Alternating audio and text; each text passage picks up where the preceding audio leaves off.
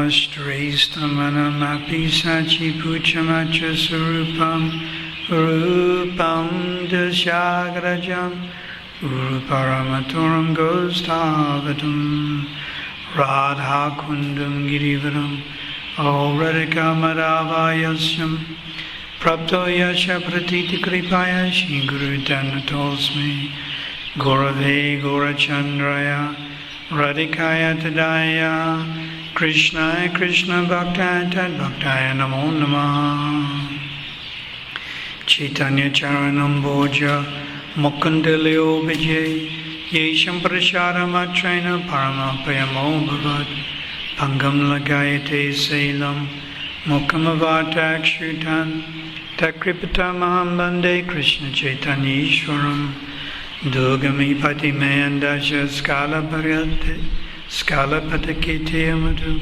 Swakripayasti Danena Shantu Shanta Valambanam Shri Rup Shri Sanatana Bhatta Raghunath Shri Jiva Gopala Bhatta Dasa Raghunath Echai Guru Karan Charan Vandan Yahweh Te Vignana Savistaparam Jai Jai Shri Chaitanya Jaya Nityananda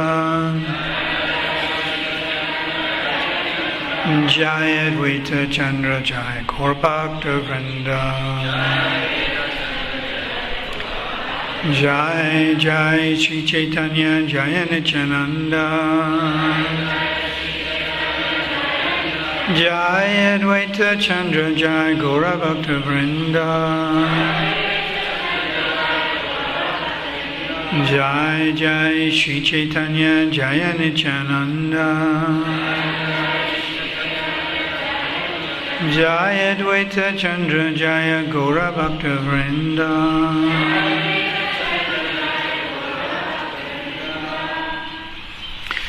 This is from Chaitanya Charitamrita Madhya chapter 24, text 103.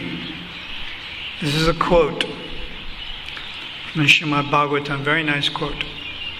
Satyam dishacha atita mahito nirnam Naivatato yat puna atitayata Swayam videte bhajatam anachitam Icha pindanam nijapada palavam. Translation. Whenever Krishna is requested to fulfill one's desire, he undoubtedly does so.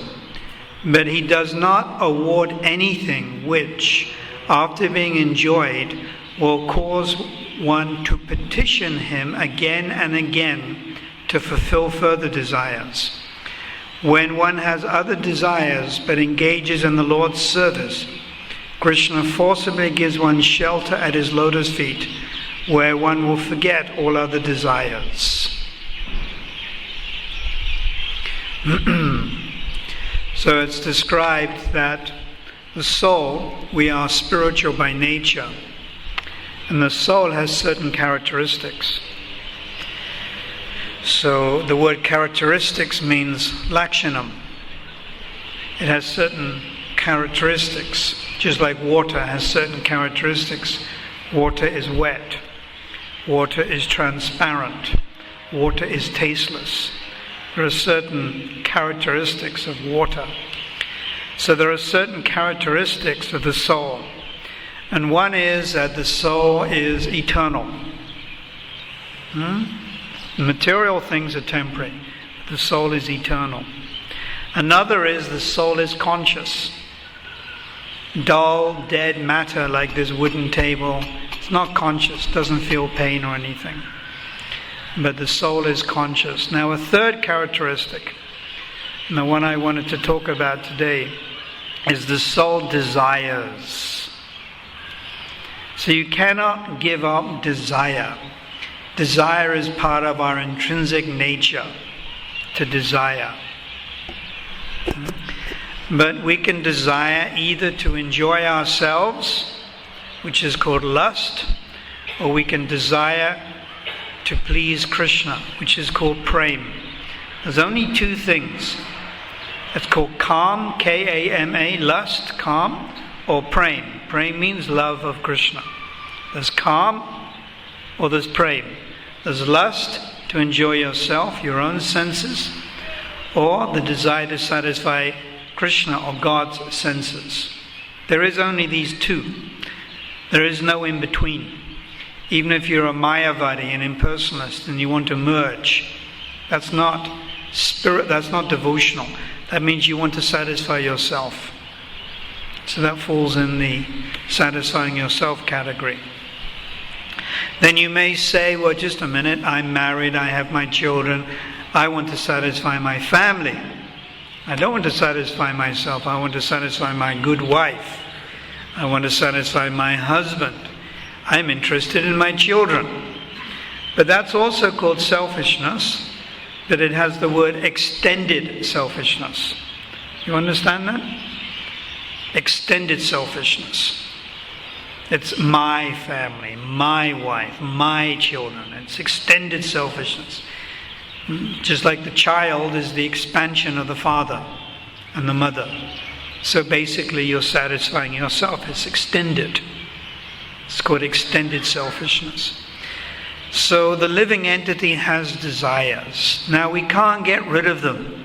You can't give up these desires.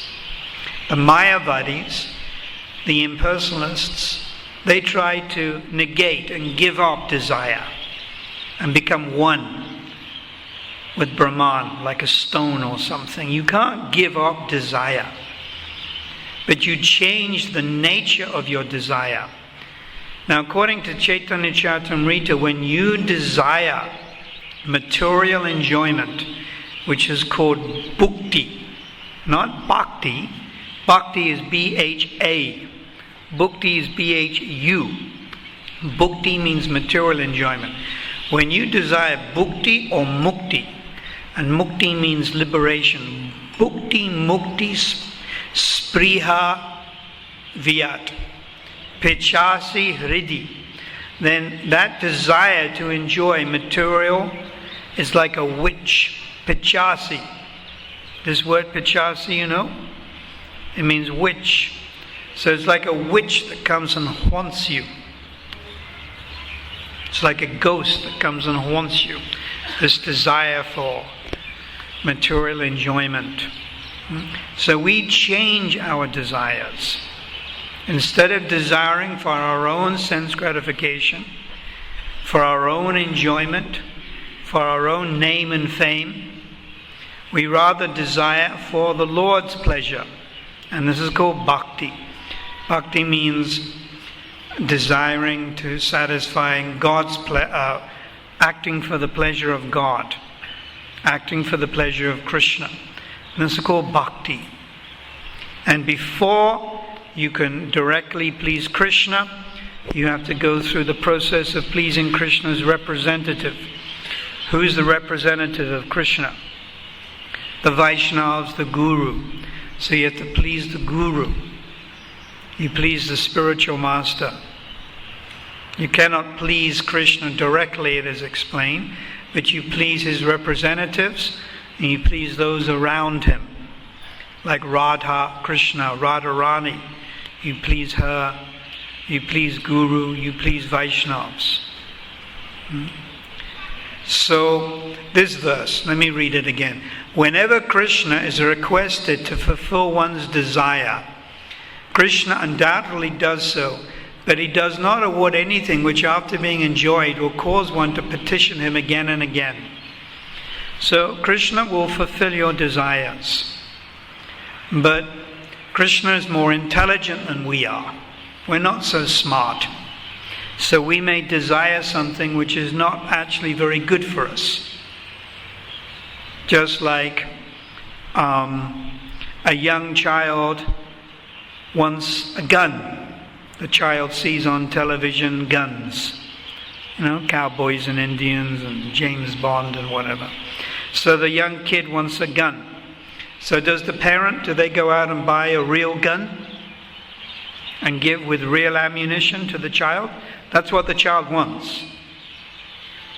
So what do the parents buy? A toy gun. Because if you give the child the real thing, it'll just end in disaster. So in the same way, we are like children. We're all like children. We're very childish. And we think all these things will make us happy. And we get hold of them, and in the end, they become our death. They become our sources of misery. Just a graphic example. A drunk, is meditating on alcohol. The drunk is thinking, alcohol will make me happy. Now, will alcohol make the drunk happy? Sort of, in a perverted way, for a few seconds. But no, lasting happiness can come from becoming an alcoholic. But that alcoholic, he is convinced. And even they don't have food. Even they don't have a place to stay. Even they're living in Gandhi Park across the road. You give them money and they'll just use it on drugs and alcohol. Because they're convinced this is what will make me happy. And they're attached to it. But actually it is causing them to die. Intoxication comes from the word toxin. Toxin means poison. They're taking poison into their body. So they're killing themselves, basically. So this example is a bit gross, but it's there in material life. People want so many things. But in the end, it is of no lasting value, no use. So we all have our different desires. You'll find that your desires change. When you're a young child, you desire frivolous toys, isn't it? Toys, like a young girl, what does she want? A pram, a baby doll. What else? A nurse kit. What does the boy want? Cops and robbers outfit. Trivial things, things which don't have any meaning. Then they grow up a little bit and then they want, what, a BMX bicycle, is it? Rollerblades. Now they're getting a little older. And then, 15, 16, fashion. Then they want fashionable clothes. Girls and boys, they want the latest hairstyle. They want to put earrings in their ears. They really want to put earrings in their ears to attract members of the opposite sex. So they steal their mother's earrings. They steal their granny's earrings. But that's what they're at. That's where they're at. And then, parties and restaurants, fashion. Then, passing exams at school. One has this desire, I must pass my exams, my matric, my university degree. So you can see how the male and female, how the human being goes through different types of desires. And then comes the job. You've got to get a job. And that becomes a big problem. You need a job. You need a career. Now, when you're a 7-year-old kid, are you thinking about a career? Does a 10-year-old kid know what he's going to do when he's older? He's not thinking about a career. He's thinking about playing in the garden. But when that same kid is 20 years old, he's thinking about a career. He's not thinking about goofing around in the garden. So the quality of desire changes. He still desires, but it just changes. And he needs a good job. And then he wants a good wife, or she wants a good husband. And then after marrying, they needed their own house. Further complication. You need a house, you need a flat, you need some place to stay in. And that costs money. And then, of course, along comes children. And then the whole cycle starts all over again. But instead of it personally working with you, it's working with your children. Isn't it? Whatever your child wants, you feel the pressure. You feel the anxiety. Your child fails at school, you feel it more than the child. Am I correct? Your child comes last in the race in the school sports, and you feel it more than your child. So that whole cycle starts all over again. So you desire so many things.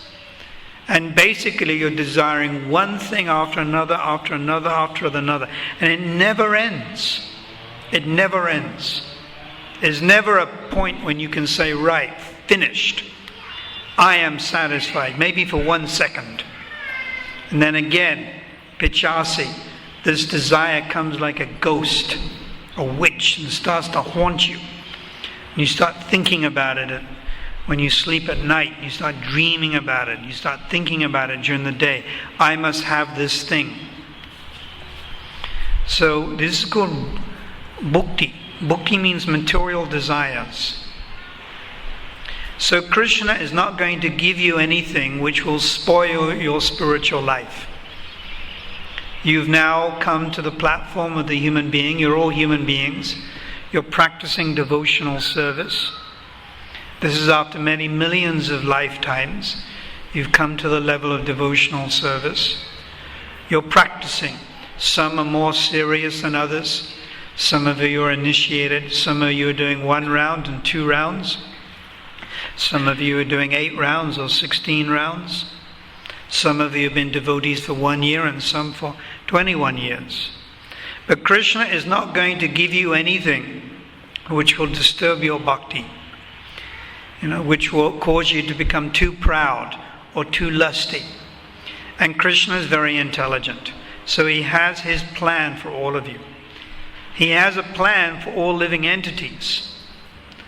But we see it in the lives of devotees. It's unfolding a lot more quickly. In the lives of the non-devotees, Krishna's plan is it's more gradual and you can't perceive it so much. But in the lives of devotees, things happen very quickly. So Krishna has a plan. Krishna is perfect. Would you agree with this? Is Krishna perfect? He has perfect intelligence. He knows our past. He knows what's going on now, and he knows the future. He's perfectly intelligent. He doesn't make mistakes like us. Therefore, he has a perfect plan. Can you understand that?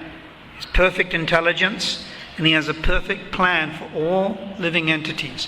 And that is to bring us back to the spiritual world. Some gradually, and some a little faster. With all of you, it's a little faster. Because you've made a step.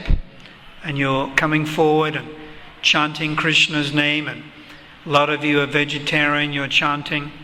With many conditioned souls, it's more gradual. It's more gradual. When I say gradual, let me give you an example. There was one nice man I know, and he was driving past the temple every day for 10 years. Every day he'd drive past the temple for 10 years. He was going to the hospital. But he never went to the temple. He never stopped in the temple. Because it never occurred to him.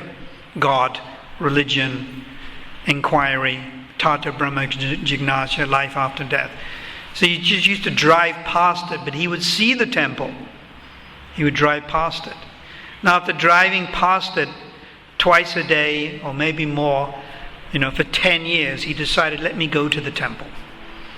And now he's practicing spiritual life. So that you could say is gradual. But you can get even more gradual than that. You can give some animal prasad, and in this lifetime it takes prasad and then nothing again. Then in his next life becomes a human being and again comes in contact with devotees. So it can be even more gradual. This man after 10 years made the step. But sometimes it's after 100 years, one whole lifetime. So with all of you, Krishna consciousness is happening a little faster. And Krishna has his plan for every living entity. But especially he has his personal plan, Sikaya Apana, for his devotees. So how does Krishna enact this as the super soul? Antayami Guru. There's a verse in the Chaitanya Charitamrita, a very wonderful verse.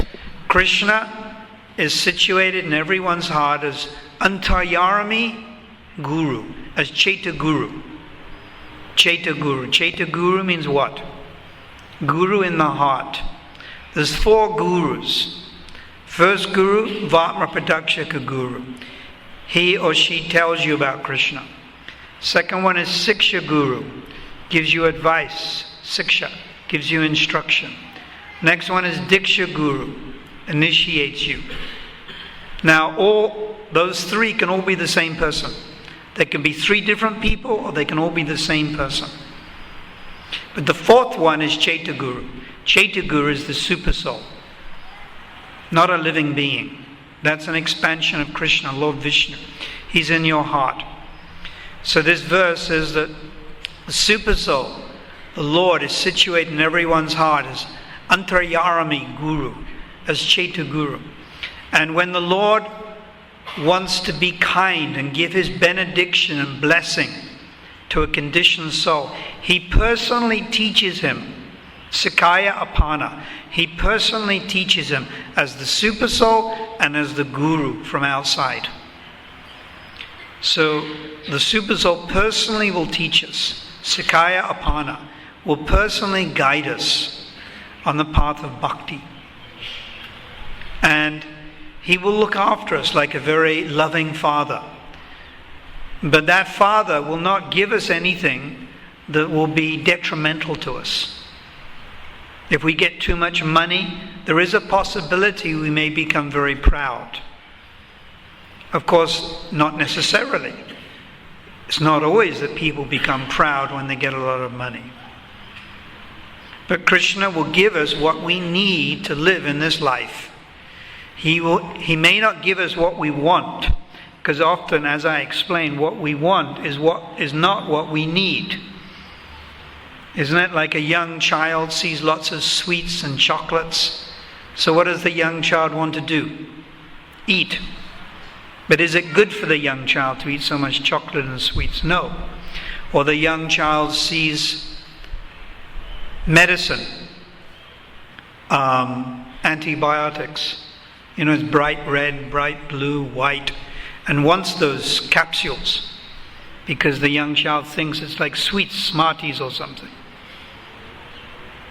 So the young child wants, I want. But the parent is very foolish if the parent gives, here, take a box of Panado, here, take a box of aspirin or codeine. Then the young child can kill itself. So what we want is not always what we need. Can you see the difference? What you want is not always what you need. May be completely different. Now we're not intelligent enough to understand. That's the problem. We're not very smart. We get bewildered by the illusionary energy. We're not very intelligent people. So we need the help of the Chaita Guru, the Lord in the heart, to guide us. We need this Chaita Guru, Antaryarami Roop, the Lord in the heart, to guide us, to teach us the direction to go in. So this Chaita Guru, the Lord in the heart, he directs us to Krishna consciousness. At one point or other, we were not devotees. In this lifetime, we were non-devotees, minding our own business. Some or other, we came in contact with Krishna. And then we decided, let me go to the temple. Let me go to the Rath Yatra festival. Let me go to a festival. Let me go to a Namahatta. Now, where did that inspiration come from? It didn't come from the mind. It came from the super soul. Inspiration comes from the super soul. It's the Lord guiding us. He's giving us intelligence. He's saying, my dear conditioned soul, for so many lifetimes you've turned your back on me. This is coming from Brihad Bhagavatamrita. For so many lifetimes, vimukha, you've turned your back on me. Why don't you look towards me? Become my devotee. Please. This is how Sanatana Goswami has explained it in Brihad Bhagavatamrita. Then finally, the conditioned soul, Bhadajiv, he turns towards Krishna. Unmukha. Mukha means face. Turn towards Krishna. Look towards Krishna. And then we begin the process of sadhu sangha, associating with devotees. And then further, bhajana kriya, following principles. we become vegetarian. We start chanting a fixed number of rounds every day. We take initiation. And then we engage in bhakti. Anishta bhakti to begin with, unsteady devotional service. Then finally we make more and more advancement. And then we come to nishta, steady devotional service. Every day steadily rising at a certain time. Not that one day you rise at 5, the next day 7, then one day 6, and one day do 4 rounds, and one day do 8 rounds, and one day do 10 rounds. No, you're steady. And this quality of steadiness is called nishta. N-I-S-T-H-A. It's the quality of steadiness. And then beyond or higher or superior to this quality of steadiness is the quality of ruchi, when you have genuine taste, real taste for bhakti, real taste for shravanam, kirtanam, smaranam. Yanamaderi shravanam kirtana. You have real taste. And then you come to the stage of ashakti, where you have great attachment for hearing and chanting. Not casual, it's not forced, it's not mechanical, it's not routine. It's great attachment. Just like a young boy falls in love with a young girl, or a young girl falls in love with a young boy. The psychologists say there's an infatuation period. Do you know about this? Some of you. It's called an infatuation period. You are infatuated with that person. The boy with the girl with the boy. 24 hours a day it is smaranam. Meditation. It is samadhi. Samadhi of the highest degree. Last thing at night. First thing in the morning. As you're asleep. As you're awake. Constant. It's very intense. Emotional attachment. Of course it only lasts for a while. And then of course you start seeing the downside, the bad side, the ugly side. There is the ugly side also. You begin to see that. So ashakti means great attachment for Krishna. But the difference is that this ashakti continues to develop. It doesn't satiate. It doesn't tail off. The man and the woman, they fall in love after the infatuation period, which is anything like 1 year, or 1.5 years, or 2 years. I think a little less, yes. Maybe 1 year. Then it falls off, and you're not so infatuated. But with Krishna, you continue with that infatuation. And then you come to the stage of bhav. Bhav is the beginning stage of love of God. It's not mature love of God, but it's the beginning stage. And Prabhupada has defined it as devotional service and ecstasy. Very wonderful stage. And then you come to the stage of prem. And finally, at the stage of prem, you become eligible to go back to Godhead.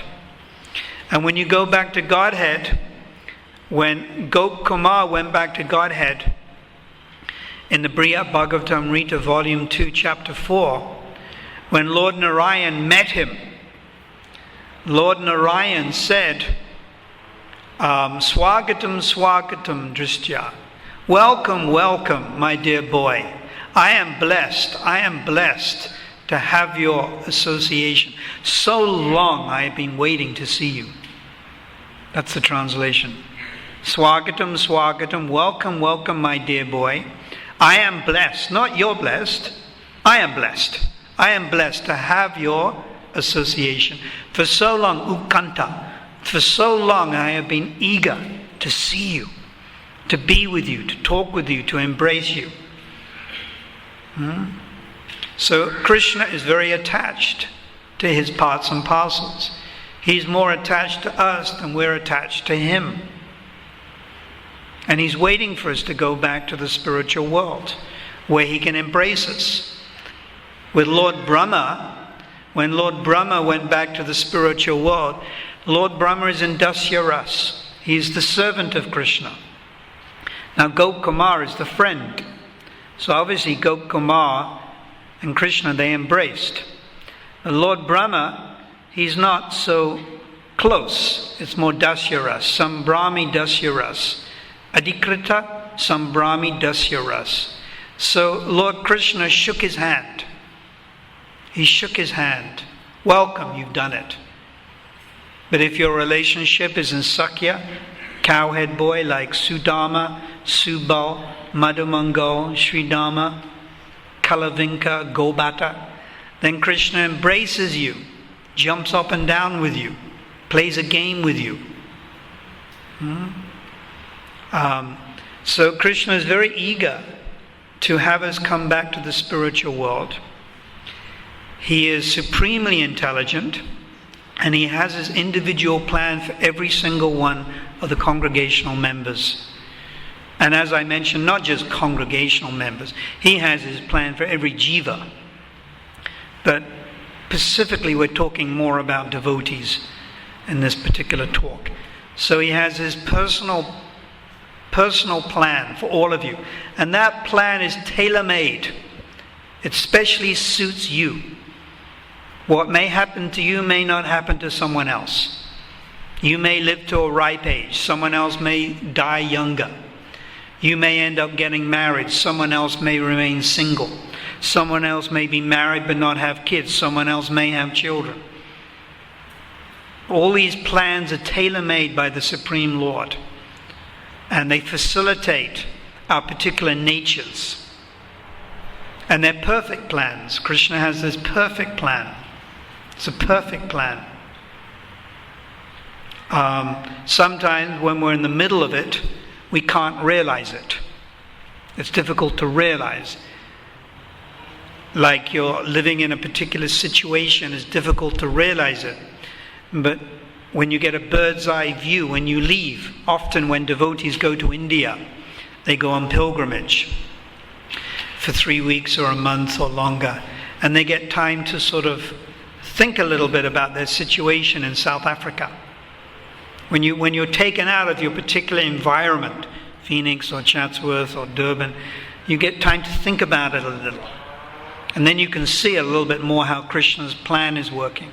Also, by the passing of time, in retrospect, you can look back. In retrospect means to look back. You can look back and you can think, yes, this was Krishna's plan, obviously. But at the time, I didn't understand. At the time, I couldn't realize. At the particular time I was going through that struggle, illness, or that test, I couldn't understand. But now looking back after 5 years and 10 years and 15 years, I can see, yes, that was really Krishna's plan. So Krishna gives you that intelligence as the super soul. Shmeta jnanam aponam cha, shmeta jnanam. He gives you the knowledge to understand how he's acting in your life. So we should not be unnecessarily full of material desires. A devotee, Krishna Bhakti Naishkama Atale Shanta Bhukti Mukti Siddhi Kama Sakala Ashanta. A devotee, Krishna Bhakti Naishkama, has no material desires. Don't bother the Lord. Don't petition him. Don't bug him.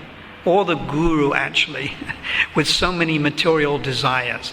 I want this. I want that. This is not going right. That's not going right. Whatever is happening to you is an arrangement of Krishna. Just be peaceful.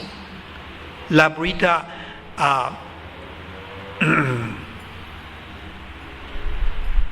Yadricha laba shantasto. Yadricha, this is a wonderful word. Yadricha means that which comes of its own accord. Bhakti comes of its own accord. Vishnu Chakravarti Thakur gives an in-depth explanation of this in Viduya Kandambini. Yadricha, that which comes by itself. Yadricha, labha means gain. Accept gain which comes of its own accord. If gain comes, if money comes, if you win the lotto number, if a husband comes, if the children come, if whatever comes, it comes. If it doesn't come, it doesn't come. But be naishkama, be peaceful. And understand it's Krishna's plan. It's Krishna's personal plan. Then you may say, but why me? My friend, everything is going all right with my friend. My friend's health is good. My friend is whatever. But I'm not. That's because Krishna is a person. And your friend had a personal history, and you have a personal existence, a personal past, and you did certain things, and he or she did certain things, and it looks like you're on a parallel line, but you're coming from different places. So your karma is different, and Krishna is treating you differently. He's treating you differently. But however Krishna treats you, it is always fairly. He's always fair. Krishna doesn't have friends and enemies. To the Lord, everyone is equal. Not only to the Lord, but even to the Vaishnav. Prahlad Maharaj made this point in the 7th canto. I've just been reading the 7th canto because it's Nrsingadev's appearance day. And one of the wonderful qualities about Prahlad is that he was apolitical, non-political. Politics means to see friends and enemies. As soon as you introduce in a spiritual organization friends and enemies, even amongst devotees, friends and enemies, sectarianism, this is politics. So devotees should be equal to all. Now, that doesn't mean that they may confide in certain devotees and may not confide in others. That's all right. Guyam prakritiyachati, that's one of the devotional principles. We may confide in our guru or confide in someone who's more senior to us, and we may not confide in just anyone. That's not meaning politics. So that's accepted. But in general, devotees equal to all. Even if our enemy comes, we're polite, we smile. We may not be too close, but we're equal. We're not against. We don't disrespect. We don't ignore. So Krishna has this plan. He's putting it into practice for all of you. Try to see Krishna's plan or Krishna's hand in your life. It's very wonderful to see Krishna's hand in your life.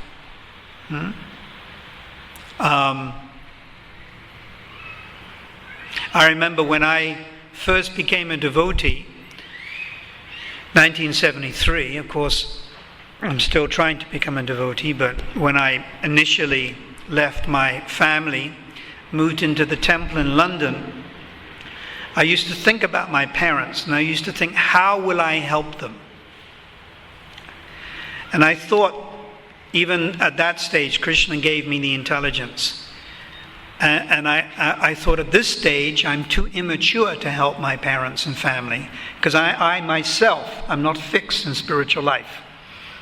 In other words, if someone is drowning, your family member is drowning, and you're walking on the beach and you can't swim, is there any use in you diving in the water and trying to save your mother and father? No. First you become experts on that.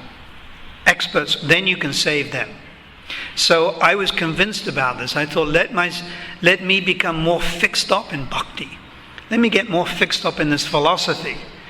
Because at my neophyte stage, if I associate too much with non-devotees, especially my family, and then they start to get emotional, and they start to ask me to come back to the house, I may give in. Who knows? I may give in.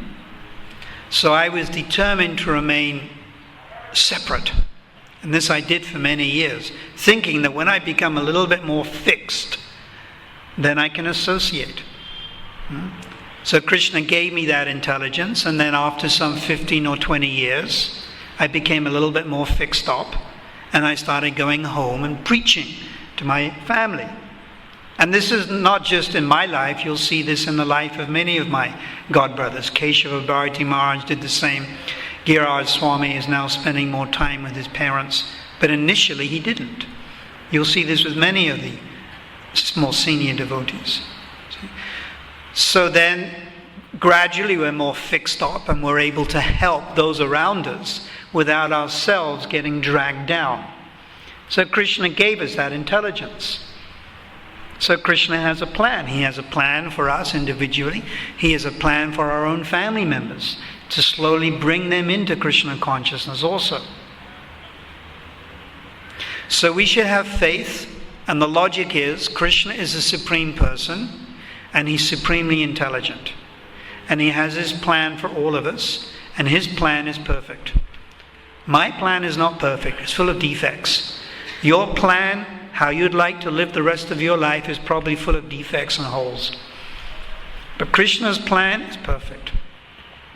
So we should be accommodating to Krishna's plan and allow ourselves to just surrender to his plan, as it were, with us individually. And in this way we will gradually go back to Godhead like Gop Kumar. And when we go back to Godhead, like Gop Kumar went back to Godhead, the Lord will be eagerly waiting for us. Eagerly waiting to embrace us. As Prabhupada said, the goal of life is to dance with the Supreme Personality of Godhead. The goal of life is to eat with the Supreme Personality of Godhead. The goal of life is to play with the Supreme Personality of Godhead. You ask people from other religions, they have no concept of playing with God. What is this playing with God? They can't understand it. How can you play with God? Because to play with God, you've got to be equal. See? So this idea of being equal to God it's foreign. They can't understand it. But Rupa Goswami elaborates on this. It's called Sakya Ras. You can become the equal to God by the arrangement of Yoga Maya. You can eat with the Lord, play with the Lord, dance with the Lord, live with the Lord. So this is actually our goal. So there may be reversals. Actually, I can change that. There will definitely be reversals. It's not the maybe. This life is full of reversals. Klesh, problems, difficulties, disturbances. It's full, unlimited. But we have to overcome them and tolerate them and understand they're there for a specific purpose, to purify us so we can go higher, so we can go from Nishta to Ruchi to Ashakti to Bhav, so we can go back to Godhead. If we didn't want to leave this, if this material world was more pleasant, why would we want to leave? Would we want to leave Chatsworth? If Chatsworth was a sweet place, Phoenix, Newlands, Durban, it was a nice place, would we want to leave? This whole material world, Dukalayam and Shashvatam, is a nasty place. As Srila Bhaktisiddhanta Saraswati Thakur said, no place for a gentle man, no place for a gentle woman. So Krishna, Lord, or Srila Prabhupada is giving us this opportunity. So we should not resent our particular situations. Never become bitter or sour about the way we're dealt with in ISKCON, or the different tests we're undergoing, the different tribulations. We should always try to see things philosophically. Once you see things philosophically, the mind becomes peaceful. As soon as you see it through scripture, Sasha Chakshush, your mind becomes peaceful. These books are so important. They're like medicine. As soon as your mind becomes a little disturbed, a little agitated about what's happening around you, you just read some of Srila Prabhupada's books and your mind immediately becomes peaceful. Shanta. I've personally witnessed this so many times, personally experienced this so many times. Sastra Chakshush, to see things through the eyes of these scriptures, so wonderful. So this is one of the ways that Krishna's mercy comes to us.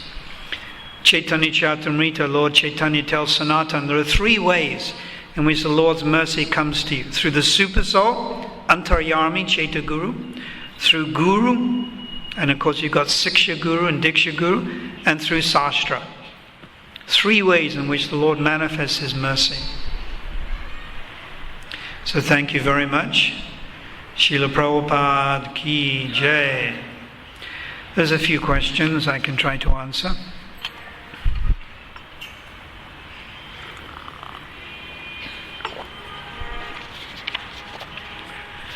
What does it mean to be satisfied?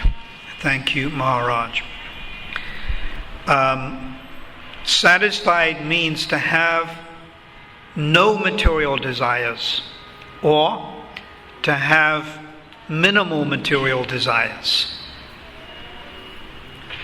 Then you may say, but I need food to eat, I need to sleep. So Rupa Goswami hasn't really defined this as a material desire. This is a natural desire from living in this body. And Yabilasita Sunyam. The desire to eat and sleep, that's not really considered material desire. That's inherent to this body.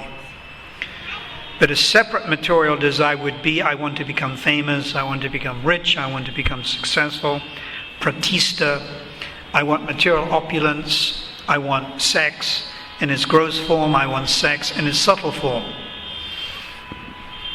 So to be free from these material desires results in a condition of being satisfied. Your yatma suprasidhati, one actually becomes satisfied as a human being. Question 2. Please explain why Hanuman rides on Arjuna's chariot. Devotees, Vaishnavas, assist each other. Srila Prabhupada went to America to help us. So many of Prabhupada's disciples are coming to South Africa. Right now, Bhakti Chu Maharaj is here. Others are also have come and been. Simply to assist and help us. So Hanuman also wanted to assist Arjuna, because devotees like to serve each other. And even the word sadhu sangha, which ordinarily is defined as associating with devotees, is also defined as serving devotees. Sadhu sangha also means to serve devotees. So Arjuna wants to serve, Hanuman wants to serve Arjuna. That's wonderful. This is Vaishnava quality. Now, all living entities are Vaishnavas, but they haven't realized it. So we want to serve all living entities. We start by serving the devotees who realize they're devotees. But actually the Mahabhagavat, he's not just serving devotees, he serves all jivas, all living entities. We generally just serve devotees.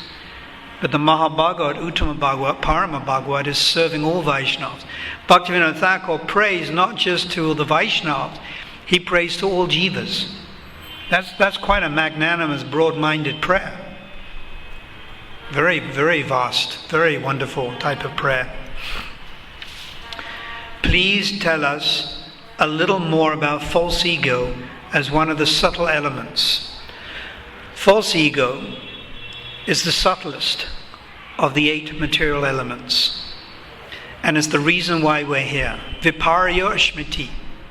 There's a famous verse in the 11th canto. Wonderful verse, often quoted by Prabhupada. Bhayam dvitya apinisad syad. Viparyo Ashmiti. That bhayam, what's bhayam? Fear. Fear comes abhinivesita, from being absorbed in material energy. And when you become absorbed in material energy, viparyavo, your role changes. And instead of becoming the servant of Krishna, you become the competitor of God. This is how it's described. Viparyo means, instead of becoming the servant, you become the competitor of God. Viparyavo. So this is false ego. Ishvaraham aham bhoga siddhaham balavam sukhi. False ego means I am sukhi, perfect, powerful and happy. I am the Lord of all I survey. This is in the 16th canto, Divine and Demoniac. So false ego is very dangerous. One has to try to avoid it. Then of course there is real ego. And real ego is that I am the servant of Krishna. Jivasupaya Krishnara Nichadas. Is it not more beneficial to chant before performing other mundane activities? Or is it still okay to do all activities of the day and thereafter chant your rounds just before retiring for the evening? It's described in chanting Krishna's name, there is only one rule, and that is do it all the time. There are 10 offenses to be avoided, but there's only one regulation, and that is chant all the time. Prabhupada has said we should chant 16 rounds on the beads and chant unlimited rounds off the beads. In Nairobi on a morning walk, he was asked by one devotee, "Can I chant more than 16 rounds?" And Prabhupada replied by saying, "Yes, you can chant 16,000 rounds." So actually we should train the mind to chant all the time. Not just 2 hours a day, all the time.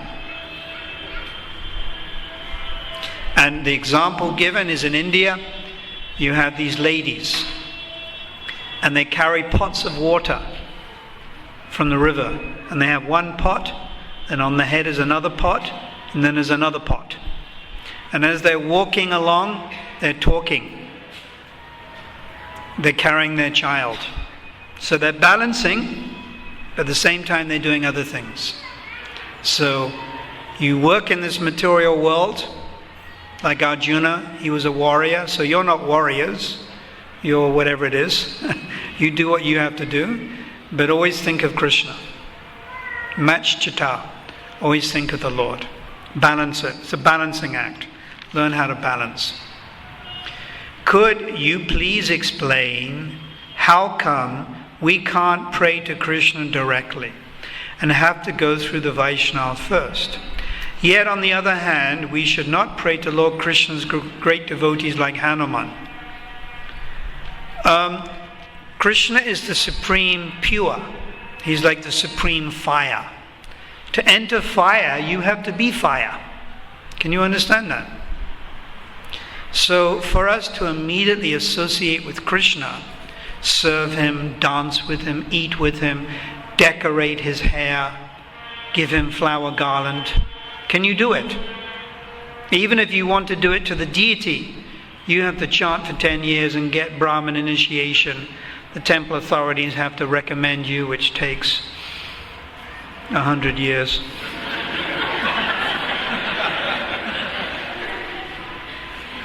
Even to worship the deity, you have to wait 100 years. And that's the deity, But the guru, the Vaishnava, it's easy to give to the guru, the Vaishnava. Bhakti Maharaj comes, Bhakti Chaitanya Maharaj comes. You give to them. It's easier to approach them. So the established recommended method taught by the acharyas is first approach the devotee, and then you approach Krishna. Now you can approach Hanuman if you want, but we have to follow in the footsteps of Lord Chaitanya. Did Lord Chaitanya approach Hanuman? On one occasion, Lord Chaitanya went into a Hanuman trance. It's quite interesting. Hanuman Avesh is the Bengali. And he started acting like Hanuman and started saying, "I'll kill that Ravana." But there's only that 1-2 verses in the whole Chaitanya Charitamrita. So the protocol is to approach the devotees of the Lord. So that's why we do. And we can pray to Hanuman if we want. There's no harm. Hanuman is a great devotee. How long does it take for the soul to get into another body? That depends on the karma, K-A-R-M-A, the karma of that living entity. If that living entity has had a very complicated life, it may take a while for the authorities, Yamaraj, etc., to decide. So there may be an intermediate period where that living entity floats around or doesn't have any body, or perhaps is a ghost for a while. You could be a ghost temporarily for some short time. So I can't give a general answer because it depends on the individual. What does the tilak represent? The tilak represents the footprint of the Lord. We put the foot of the Lord, pada, on our head. It is clay or mud from the bank of the river Jamuna or bank of the river Ganges.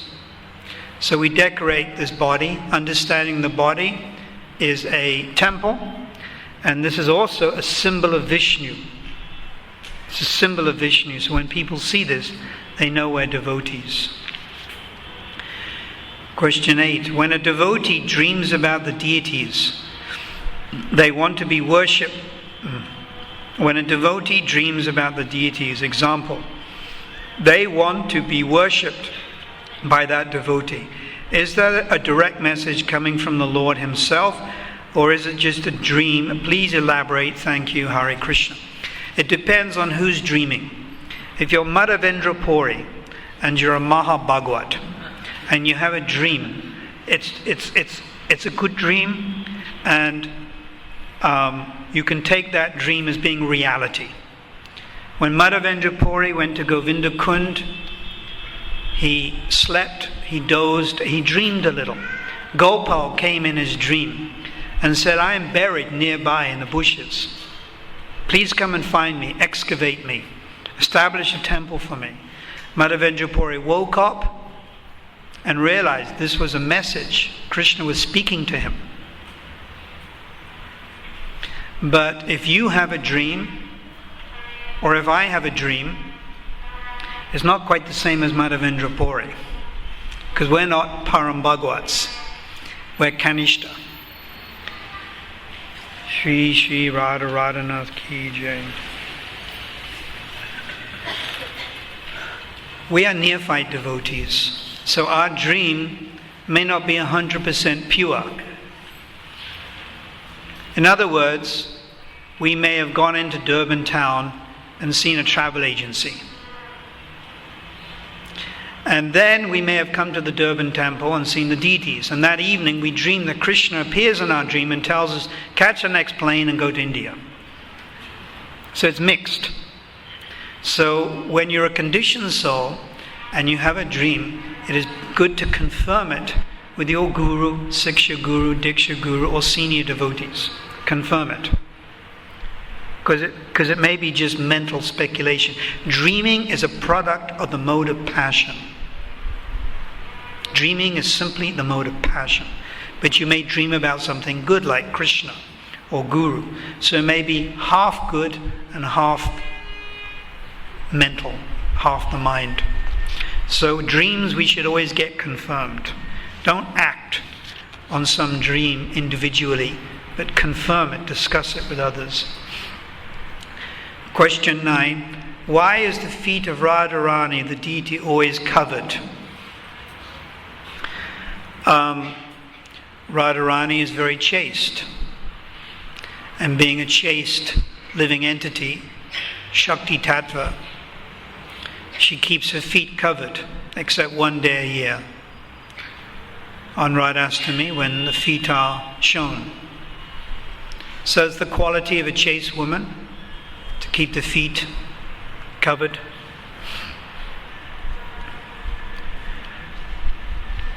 On Ekadashi, what do we use to cook with butter or oil on Ekadashi?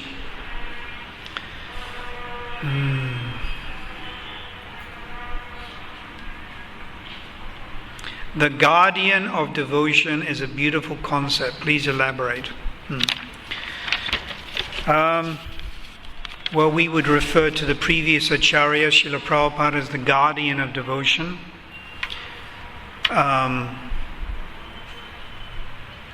Anyone who is protecting us or acts as our superior, Srila Bhaktisiddhanta, Srila Prabhupada, etc., is a guardian. We have many guardians. And in the Brihat Bhagavatamrita, Sanatana Goswami describes even the Vaikuntha, the residents of Vaikuntha, they're also guardians. And when they see conditioned souls or jivas struggling to become Krishna conscious, they also try to help us.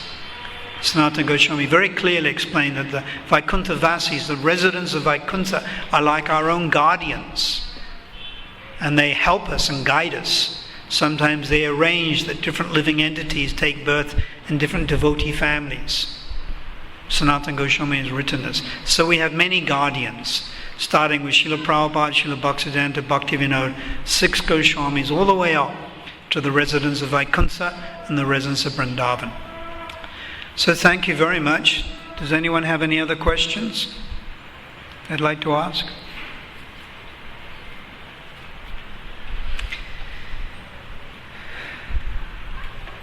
So we'll have a short kirtan. Srila Prabhupada ki jai.